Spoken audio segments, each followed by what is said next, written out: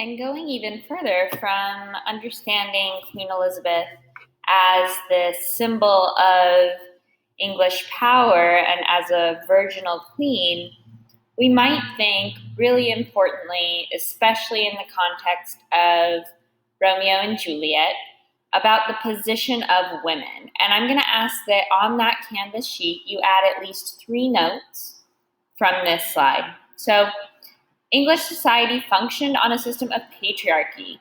Men controlled society, including wealth, including access to marriage, when women could be in certain places, if women could enter certain spaces. And this was an extension of politics and government. So government was considered men's business. Men were the kings of their castles, the leaders of their homes, and women were given very little control, including in religion and in aspects of the family. Women did not generally inherit any wealth or titles. So if women did not have a son, then legal birthrights were lost. Women, their goal was really to get married and to have children, because without the security of a husband, they would not be guaranteed any form of property, income, or really a home or a life beyond poverty. So it was really, really something that was very prominent, and we'll see these themes come up in Romeo and Juliet. And then, not finally, but another key piece to consider is that women did not receive an education. So they couldn't enter certain professions, including acting. So many of the people who play women on stage during this time were actually played by men. And women were given a very small part of society in which they could take place. And that was really only within their home.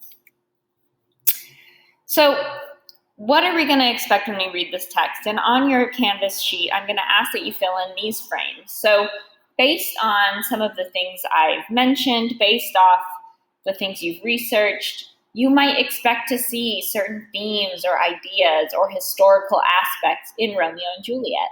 And I'm going to ask that you place what you think you will see here by way of characters. What evidence, based on the slides that we just looked over, might suggest that? And why is this going to be important for us studying this play today?